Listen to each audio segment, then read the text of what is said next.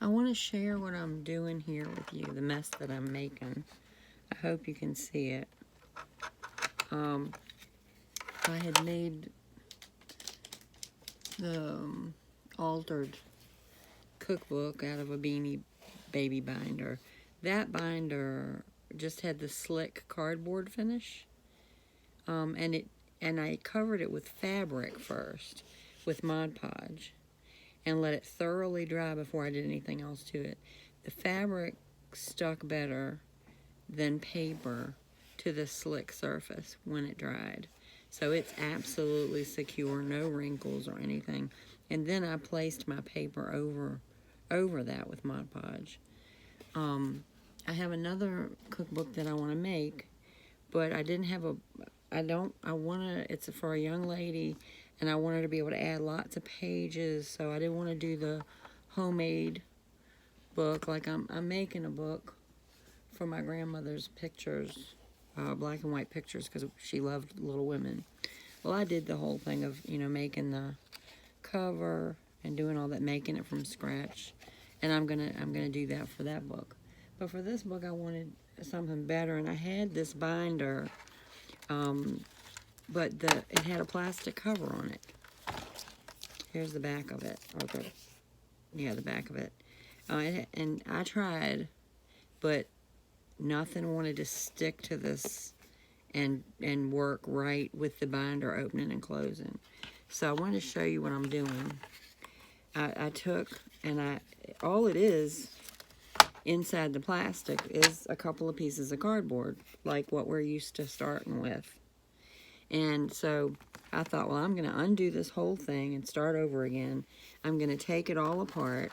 Okay, I just got the binder freed. I took all of the plastic off of it. I got this little bit still to get out from under here. But see, this is still going to work just fine. And it's going to work just like putting your homemade, really cool books like Risa and other people have made tutorials of. You just do the same thing. You just use this separate piece instead of it just being a plain cardboard piece. It's got your binder already on it. So I'm cutting this. I cut along the inside edge carefully because I don't want to go into I don't want to cut the cardboard. And I cut on it until I could get an opening, like right there.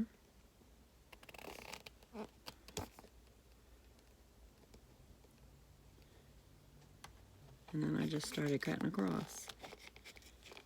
And it's not even glued. And I'll cut it some more because I don't want to bend the cardboard. But there's lots of, you may have something already that has a binder like this on it and you're not using it, you're tired of it, and you can redo it. And it's just a really good resource. You don't have to go out always and buy brand new stuff. I've made books by just getting an old hardback book that I'm not going to ever read again and taking all the guts out of it and using the cover and starting like that. Covering it with a napkin or something. Napkins make awesome coverings. Decorative book covers for journals and things. And I love doing that. So you can use things that are, if somebody gave me a pile of books, I didn't want to keep the whole pile of books because it took up too much room. So I just stripped the pages, the inside guts out, and kept the covers. So I have a bunch of them to use. See? Got the piece of chipboard. It's even got the rounded edges already. And the binder piece.